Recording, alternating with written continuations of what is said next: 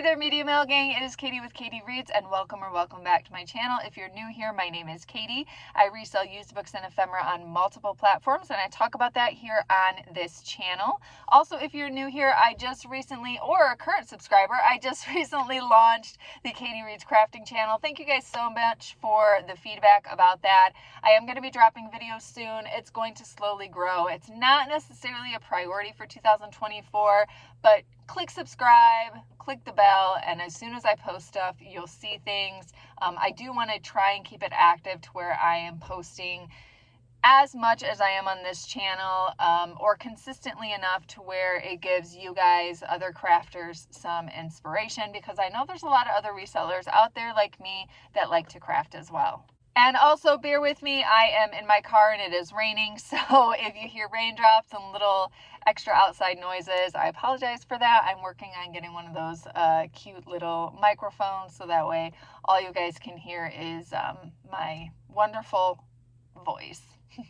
All right, now let's dive into the topic of this video, which is talking about platforms that you can resell books on. Now, if you're watching this video, you either know books, you're already a reseller, you're just subscribed to my channel, or you're a bookseller and you're interested in maybe expanding your toolbox. And I think reselling in 2024 and many years beyond are going to have to pivot to being open to no longer using only one platform. Now, as someone who sells on multiple platforms, I can tell you that there has been many times where I've been extremely slow on one platform and other platforms have literally bailed me out, so to say, financially, because eBay was really slow, but Etsy and Amazon were awesome. Amazon got kind of slow, but eBay was doing really well. Etsy, maybe I ran out of bookmarks, and so Amazon and eBay were keeping me afloat. As a reseller, I'm finding more and more that the way for this to stay sustainable for me in my personal situation is to really expand my financial toolbox. So I hope this video helps you with finding different platforms that may suit your needs and something that you like to do. The first traditional ways I will talk about very briefly, we've got eBay and we've got Amazon. Those are the low-hanging fruit. Books have been sold on those platforms for a very, very long time, and people have been successful with it, myself included. And really, just watch any of my older videos. It'll teach you how to sell books on eBay, how to sell books on Amazon. There's tons of information out there. So that one, I'm just going to kind of slide through. Next up is Mercari. Mercari, I just recently got back in 2019, I was selling some books on Mercari, but I kind of stepped away from it because I didn't have a cross-listing platform.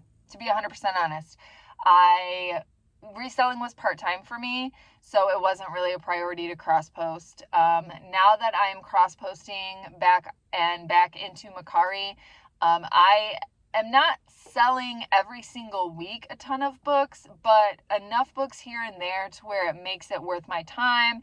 It justifies the cost of having lists perfectly, and I would like to see Mercari grow. I'm slowly getting all my eBay inventory over to Mercari. So I do see Mercari kind of being that backup support to the low-hanging fruit of Amazon and eBay.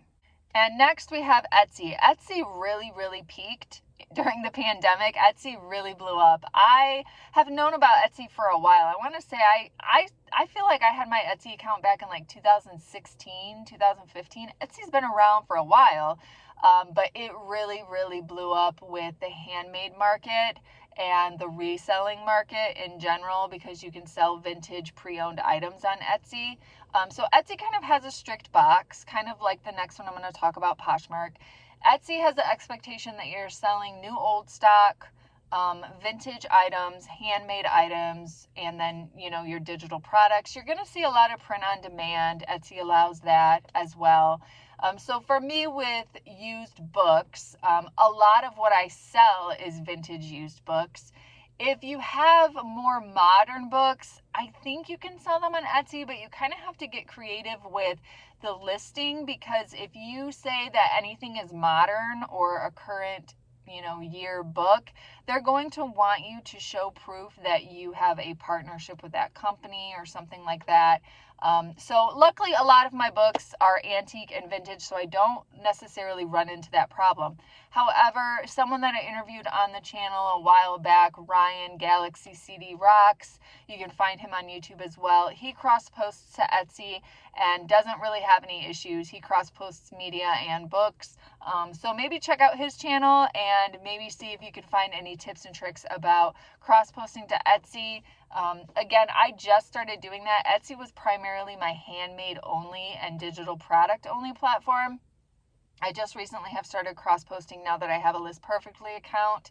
So this is kind of new territory for me, but I wanted to talk about it because it is a platform that you can sell on. Next up, we have Poshmark. Poshmark really has another little box that you have to follow along with too. They don't have a books category. You have to go into creative mode a little bit. So I know that they have a coffee table book option, I think, under household. You can go into toys under the kids category and maybe put it under toys if you have children's books. I know people are doing it. You just have to get creative about the different categories to put them in. They don't have specifically a books category.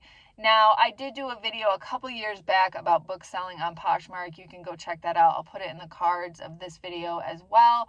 And in the description of this video. Check out the description. I'll put a lot of different links and information in this one. And in the comments of that video, a lot of people talk about ways that you can list books on Poshmark with their categories. Now, in the past 3-ish years, we've had a new development of platforms that you can resell on. The reselling world has a lot more options than we had 5 or even 10 years ago.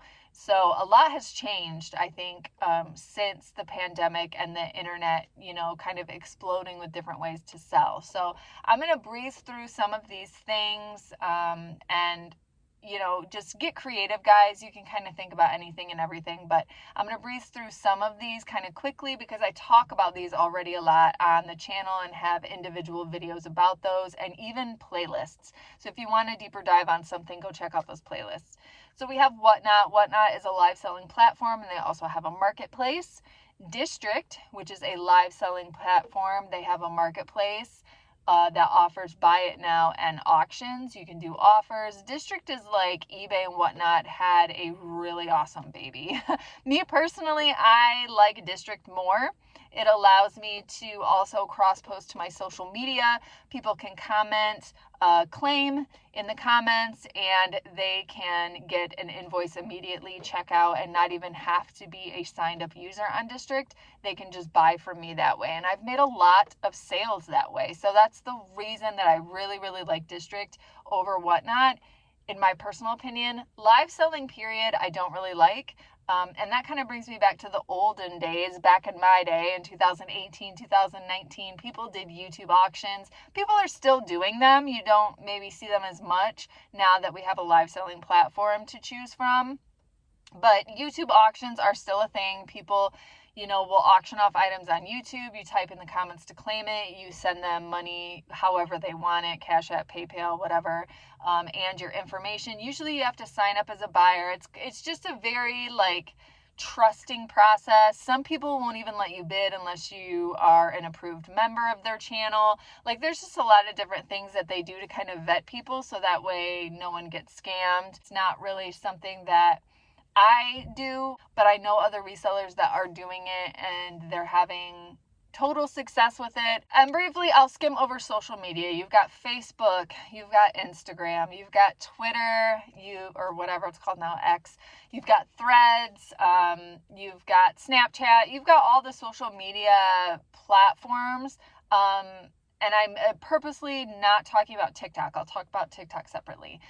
So you've got all those social media platforms that you can put items up for sale. I actually have someone that I follow on Instagram that posts books for sale on their Instagram, and then they just send people PayPal invoices and collect the appropriate tax and do all the things, and that's how they choose to sell their products, and they've had success with it. So there's a lot of creative ways to do that. Facebook obviously has Facebook Marketplace, and so you have some options there. Snapchat, I don't know how you could do that other than maybe someone cash apping you or PayPal or whatever. Just make sure, when you're using platforms that aren't traditionally a reselling or selling platform, that you're talking to an accountant and making sure that you're getting appropriate sales tax, if necessary. Again, I'm not an accountant. I'm just throwing some information out there for you to think on. Appropriate sales tax, making sure you're using cash exchange apps that are safe. I would always recommend PayPal over others, but again, it depends how well you know the person buying from you. And then making sure that you're exchanging information carefully. I don't know that I would put on blast someone's email address and asking them to put all their detailed info in the comment of a Facebook post. You just got to kind of be careful with that. There's another reseller that does really, really well with their Facebook page and how they're making sales on Facebook. That's Lindy Glenn. Go check out her channel. She talks about that in very, very, very, very good detail in quite a few different videos, even down to showing you how she makes her posts and how she lists it and the details that she puts inside the post. It's really worth watching if Facebook is something that you think you could dive into. Next, we have TikTok Shop. TikTok Shop previously was only allowing specific categories, but now that has kind of grown, and you can technically do pre-owned now with TikTok Shop. I recently got approved with TikTok Shop by accident. I meant to do TikTok Affiliate, not TikTok Shop. But that's not to say that it's totally off the shelf. It's just right now I don't want to dive into yet another platform that I have to keep track of with inventory that isn't involved with List Perfectly. It's just, that would just... I can't handle it right now. I can't handle it. But if you can, and if it's something that you're interested in, you can get a TikTok Shop. I don't know all the proper criteria to sign up and to join. Go to their website, go on the app, go check it out. They kind of walk you through it. And pre-owned is a new thing now, so you could potentially sell used books on there. And then finally, we have a newer platform that came out in 2022 as well, shortly after Whatnot, and it's Pango Books. And Pango Books I have talked about on this platform. I really, really did enjoy it, guys. I still, to this day, really like the platform. Unfortunately, the sales just weren't there for me. Now, with that, I will say that if Pango Books was an option on List Perfectly, I would absolutely cross-list all my eBay inventory to Pango Books. I absolutely would. And just see if it was just the stuff I was listing, if I wasn't marketing it enough. The problem is Pango Books is new and it is a small platform, so you're not getting as many eyes as you would with eBay or Amazon, obviously. But Pango Books is a really, really nice platform. It's media mail. That's the only option you have. It makes shipping a breeze. They collect tax for you on your behalf. You can be a Pango Books ambassador. You can encourage people to sign up and get, incentives for people signing up. You can enter into giveaways. I mean, it's a really, really nice platform. It is so easy. It's like Poshmark when it comes to like shipping and listing. It is such a breeze. It is a very nice platform. I just was not seeing enough sales to justify putting the time and effort into it because I am full-time. I have to be very, very picky about where I put my time and energy into. And then finally, I have to give some credit to Sell Back Your Book. If you have no experience with selling books and you just have a bunch of books that you just want to maybe get rid of and they have barcodes or ISBN numbers on the back, Sell Back Your Book could be an option. Go to their website, type in the information, see what they'll give you for it. It's usually change to a couple dollars, but you only have to have $7.50 to put a box together. They give you the label, you print it out, put it on the box, send it to them. They do a direct deposit to your PayPal. It is so simple. It is so easy. I absolutely love Sell Back Your Book. I am a large volume free book pickup service person, so I get books in large volumes all the time, and Sell Back Your Book really, really helps me. It's pretty much clutch when it comes to things that aren't good for Amazon or eBay. It ends up going to Sell Back Your Book. I just wanted to talk about those different platforms. Just a reminder of books can be sold on a lot of different platforms, a lot of different ways. You can get creative with this. People are looking for books. People are looking for books all the time. And I want to put out there, Biblio and 8 Books is another place that you could list books. And I don't want to make it seem like people aren't still shopping on there, because they are. Bonanza, I know Bonanza is another website, but I just don't know how often. I don't know their market. I don't know how many buyers they have signed up with those websites. So that is another option too. Biblio, A-Books, Bonanza. I know Kevin Commonwealth Picker talks about Bonanza still quite a bit, and he makes sales on there. So that is another option as well to just kind of keep in the back of your mind if you want to branch out. Me personally, I'm on 4 platforms right now. That doesn't include District, because District is mostly just like my handmade stuff and very niche specific items, not so much the books. But as far as books, I'm on 4 platforms: Poshmark, Mercari, Etsy, and eBay. And then, I guess 5, Amazon. So I'm on 5 platforms plus District. So that's 6 platforms. Oh my gosh. Yeah, that's 6 platforms. So guys, just something to kind of keep in mind. Like, it's a lot to kind of keep track of, but sometimes it can run really smooth. And how can it run really smooth? Well, it can run really smooth if you have a cross-listing platform. I previously was on Vendoo. I switched to List Perfectly, and that has been a total game changer for me, guys. I am very, very happy with the platform and the sales results from that platform. So something to keep in mind. Vendoo, I hear really good things about them too. They just didn't meet the needs that I had at the price point that I needed, and List Perfectly was, with their AI lister and everything like that, it was exactly what I needed. So it's been a really, really great help. All right, guys, this has been very long-winded. I apologize. Check the description of the video. Look at all this stuff. Look at all the different links, all the different things. And I hope this helps you. If you are a bookseller and you feel like things are tough right now, it does get better. I promise it does get better. We've gone through the summer slowdown. We've gone through some tough stuff recently.